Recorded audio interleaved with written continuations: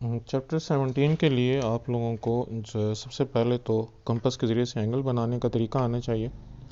तो मैं यहाँ पे आपको 60, 120 वगैरह के जो एंगल्स हैं वो बनाना सिखाता हूँ। मिसाल के तौर पर ये पॉइंट है आपका, ये आपका जो है लाइन सेगमेंट है ए बी, और ए के ऊपर आपको एंगल बनाना है। तो सबसे पहले आप ए के ऊपर कंपास की नीडल रखेंगे, एक आर्क ड्रा करेंगे।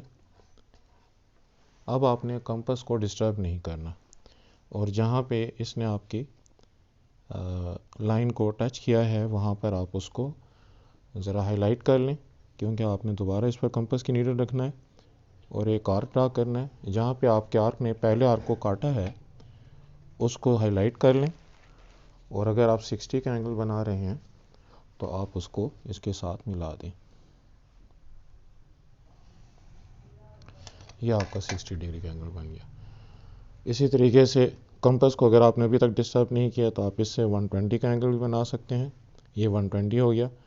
अब 90 का बनाने की खातिर कंपास को डिस्टर्ब किए बगैर एक आर्क यहाँ पे ड्रा करें, कंपास की नीडल को यहाँ पे रख के, और फिर कंपास की नीडल को यहाँ पे रख के दूसरा आर्क ड्रा करें, और इस पॉइंट को हाईलाइट करके अगर आप ए के साथ मिला दें तो ये आपका 90 डिग्री का एंगल बन जाएगा। अब 90 डिग्री के एंगल से आप 45 डिग्री का एंगल भी बना सकते हैं। 45 डिग्री के लिए आपको 90 का जो एंगल है, पहले तो उसको ये जो फर्स्ट आर्क आपने ड्रा किया उसके ऊपर हाईलाइट कर लें। अब ये 0 है और ये 90 है, इसका जब आप बाइसेक्शन करेंगे तो आपको 45 डिग्री का एंगल मिल जाएगा। तो ये आपने जो आपका एंगल है 0 और 90 का, अब आप कंपास को अगर डिस्टर्ब करना चाहें तो कर सकते हैं। बस इसके हाफ से ज़्यादा, ये जो डिस्टेंस है 0 से लेके 90 तक का, इसके हाफ से ज़्यादा कंपास खुली हुई है। एक आर्क यहाँ पे ड्रा करें। अब कंपास की नीडल को 90 वाले एंगल के ऊपर रख के उसी आर्क को बाइसेक्ट करें। तो जहाँ पर ये दोनों आर्क्स मीट कर रहे हैं उसको आप अगर ए के साथ मिला देंगे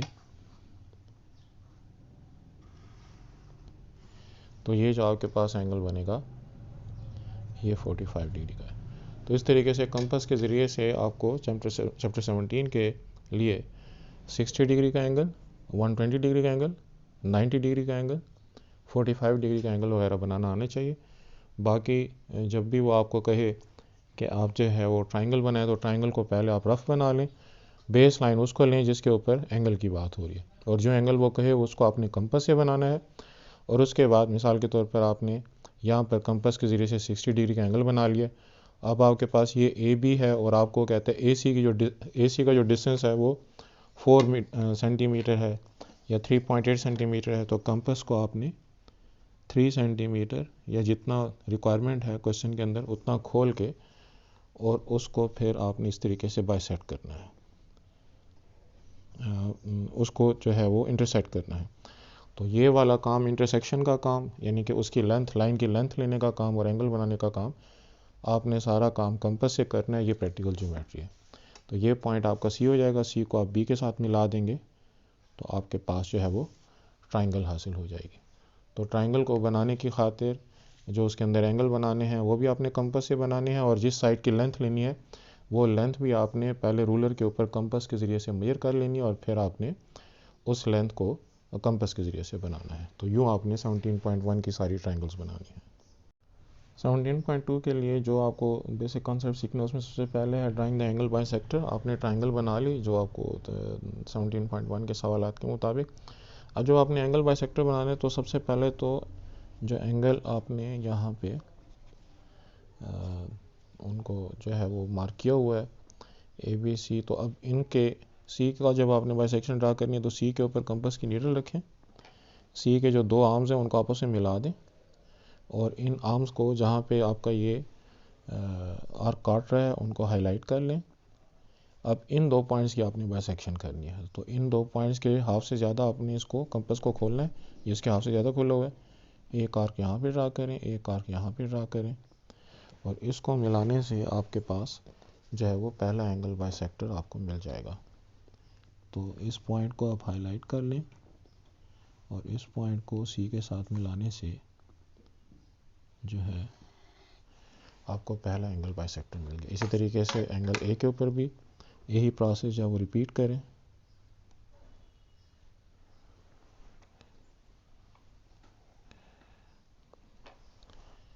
तो हमने कंपास की नीडल को यहाँ पे रखना है और यहाँ पे रखना है।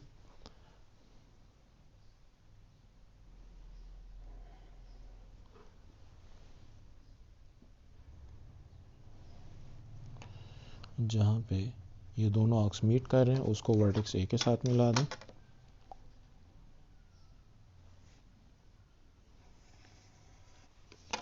इसी तरीके से बी का जब आपने एंगल बाइसेक्टर बी का एंगल बाइसेक्टर ड्रा करना है तो पहले तो बी के दोनों आर्म्स को मिला दें।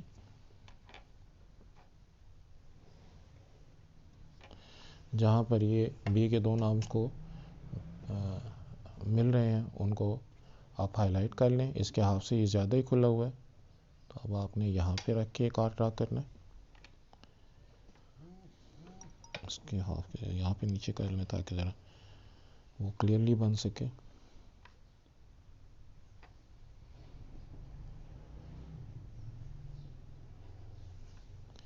ये पॉइंट है जहाँ पे के दोनों आर्क्स मीट कर रहे हैं। इस पॉइंट को वर्टेक्स बी के साथ मिला दें।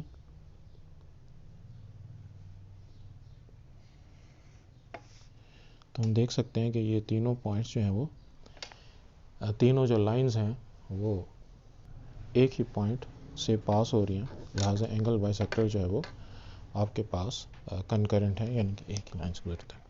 तो अब अगर हम इसको एक टेबल के ज़रिए से समझने की कोशिश करें तो एंगल बाइसेक्टर क्या वो वर्टेक्स से पास होता है? जी हाँ, वर्टेक्स से पास होता है। क्या वो अगली साइड के mid point of opposite side को मीट करता है? ज़रूरी नहीं है, क्योंकि उसका काम जो है वो एंगल को बाइसेक्ट करना है, अपोजिट साइड के मिड पॉइंट को मीट करना ज़रूरी नहीं है। क्या वो 90 degree angle with opposite side बनाता है?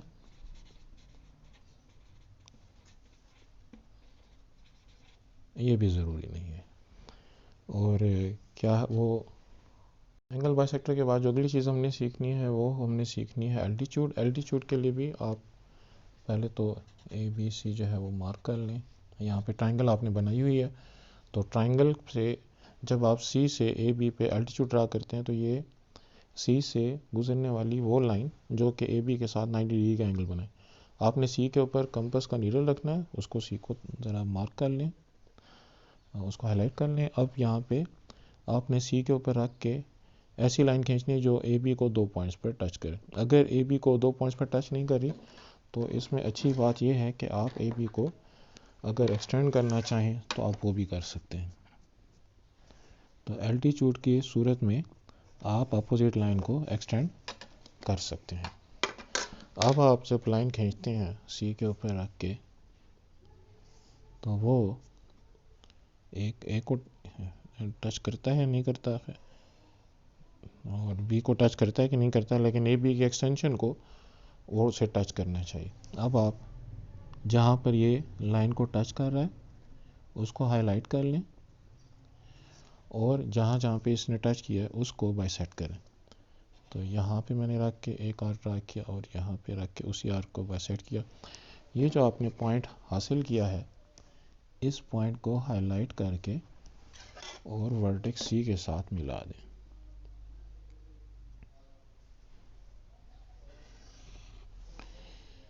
ये अपोजिट साइड के साथ 90 डिग्री का एंगल बनाएगा। मिड पॉइंट से गुजरना उसके लिए ज़रूरी नहीं है।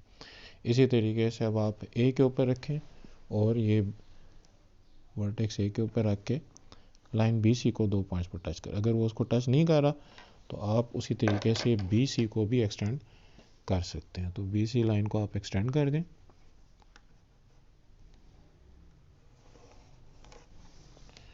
और अब जो है वो बी सी के ऊपर रख के ए के ऊपर कंपास की नीडल रखें और आपने दो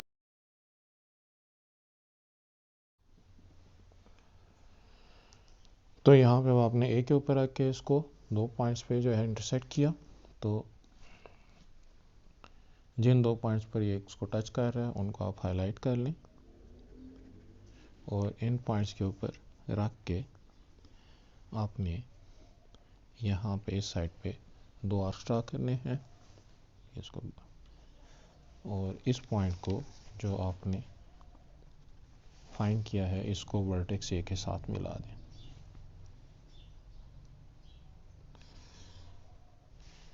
तो यहाँ पे भी 90 डिग्री एंगल में, ये आपको दूसरा एल्टीट्यूड हो गया। इसी तरीके से आपने बी के ऊपर जो है वो कंपास की नीडल रखनी है और ए सी को के ऊपर 90 डिग्री एंगल बनाना है। तो आप ए सी को आप चाहें तो एक्सटेंड भी कर सकते हैं।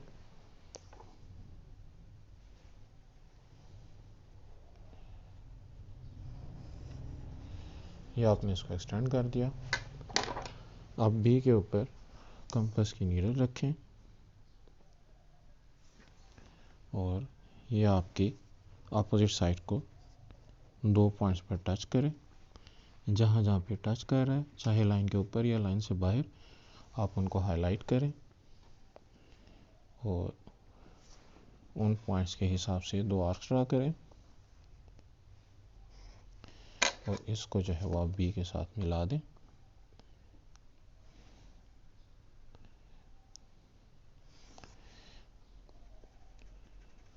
तो चूँकि मैं जो है वो मार्कर से बना रहा हूँ तो थोड़ा बहुत जो है वो फ़र्क आ रहा होगा, लेकिन बहरहाल आप अच्छी पेंसिल से जब बनाएंगे तो आपके पास जो है ये कंकरेंट पॉइंट तीनों जो एल्टीट्यूड हैं वो एक ही पॉइंट से पास होंगे। तो अब जब हम बात करते हैं एल्टीट्यूड की, तो क्या एल्टीट्यूड वर्टेक्स से पास हो रहे हैं? हाँ जी, ए बी सी से पास हो रहे हैं। क्या ये मिड पॉइंट को मीट करते हैं अपोजिट साइड के? नहीं जी, कोई ज़रूरी नहीं है। क्या ये 90 डिग्री का एंगल बनाएंगे विद अपोजिट साइड? हाँ जी, ये इसके लिए ज़रूरी है कि ये अपोजिट साइड के साथ 90 डिग्री का एंगल बनाए। उसके बाद जो अगली चीज़ हमने सीखना है वो है परपेंडिकुलर बाइसेक्टर। परपेंडिकुलर बाइसेक्टर के लिए आप ए बी सी को मार्क कर लें। अच्छा, ये जो भी हमने पीछे वाला पॉइंट सीखा एल्टीट्यूड वाला, तो एल्टीट्यूड के जो पॉइंट ऑफ कंकरेंसी है उसको हम ऑर्थो सेंटर कहते हैं। तो ये भी हमको पता होना चाहिए कि जहाँ से तीनों एल्टीट्यूड गुजर रहे हैं ऑर्थो सेंटर। तो बहरहाल परपेंडिकुलर बाइसेक्टर बनाने के लिए आपने ए बी सी को बाइसेक्ट करना है। ये ज़रा आसान सी बात है कि बी सी के हाफ से ज़्यादा आपने खोला, इस साइड पे भी आर्क, इस साइड पे भी आर्क, और फिर बी के ऊपर रख के उन्हीं आर्क्स को आपने जो है वो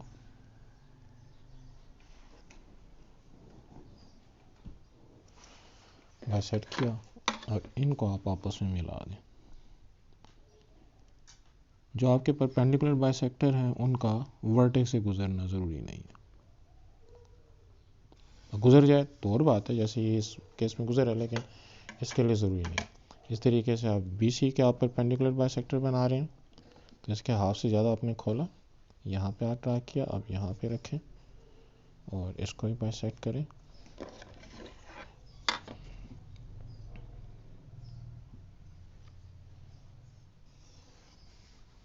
इसी तरीके से जो है वो तीसरी लाइन जो है इसका भी परपेंडिकुलर बाइसेक्टर बनाएं।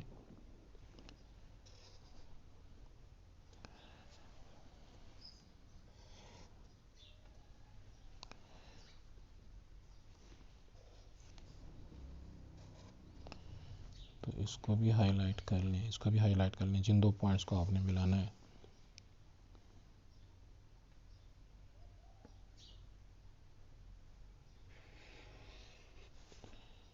तो ये भी तीनों जो परपेंडिकुलर बाइसेक्टर हैं वो एक ही पॉइंट से गुजर रहे हैं। तो अब जो हमारे पास अगली लाइन थी परपेंडिकुलर बाइसेक्टर, क्या इसका वर्टेक्स से गुजरना ज़रूरी है? नहीं जी, परपेंडिकुलर बाइसेक्टर के लिए वर्टेक्स से गुजरना कोई ज़रूरी नहीं है। क्या ये मिड पॉइंट से गुजरेगा अपोजिट साइड के? हाँ जी, अपोजिट साइड के मिड पॉइंट के साथ गुजरेगा। क्या ये अपोजिट साइड के साथ 90 डिग्री का एंगल बनाएगा? हाँ जी, अपोजिट साइड के साथ 90 डिग्री का एंगल भी बनाएगा। और जो आखिरी चीज़ हमने सीखनी है वो है हमारा मीडियन। अच्छा, जो मीडियन है, मीडियन के सीखने के लिए सबसे पहली बात तो ये है कि ये वर्टेक्स से स्टार्ट होगा और अपोजिट साइड के मिड पॉइंट से वो मीट करेगा। तो यहाँ पे हमने मिड पॉइंट्स को मालूम किए हुए हैं परपेंडिकुलर बाइसेक्टर के ज़रिए से। अब आपने जो ख़ास काम करना है वो ये करना है कि इस मिड पॉइंट को आपने वर्टेक्स से मिला देना है। जैसे ये है, ये तो पहले से ही मिला हुआ है, और इसको भी आपने जो है मिड पॉइंट से मिला देना है। तो ये भी जो हमारे पास मीडियन है वो वर्टेक्स से स्टार्ट होगा और अपोजिट साइड के जब मिड पॉइंट को मीट करेगा तो फिर ये मीडियन बन जाएगा। तो मीडियन बनाने के लिए पहले आपने परपेंडिकुलर बाइसेक्टर के मेथड से तीनों साइडों का मिड पॉइंट निकालना है, वो मिड पॉइंट आपने अपोजिट वर्टेक्स के साथ मिला देना है। तो मीडियन के बारे में जो बात हमको सीखनी है वो ये है कि क्या ये वर्टेक्स से गुजरेगा, हाँ जी वर्टेक्स से गुजरेगा। क्या ये अपोजिट साइड के मीडियन से मिड पॉइंट्स को मीट करेगा, हाँ जी अपोजिट साइड के मिड पॉइंट को भी मीट करेगा। क्या ये अपोजिट साइड के साथ 90 डिग्री एंगल बनाएगा, कोई ज़रूरी नहीं है। तो इस तरीके से हमने जो 4 किस्म की लाइंस हैं और ये चारों किस्म कंकरेंट होती हैं, angle bisector, altitude, perpendicular bisector और मीडियन बनाने का तरीका सीख लिया। तो ये जो है वो हमारी 17.2 को कवर करता है। 17.3 के लिए आपको अगर एक ट्राइंगल है और उसके इक्विवेलेंट आपने रेक्टेंगल बनानी है तो आप लोग ये जो BC है पहले तो इसका मिड पॉइंट निकाल लें। जो बेस लाइन है अगर हमने इसका मिड पॉइंट निकाल तो आपने अगर इसका परपेंडिकुलर बाइसेक्टर बनाया तो परपेंडिकुलर बाइसेक्टर का तरीका हमने सीखा हुआ है। BC के हाफ से ज़्यादा हमने खोला, ऊपर तले हमने आर्क्स ड्रा किए, इनको आप आपस में मिला दें।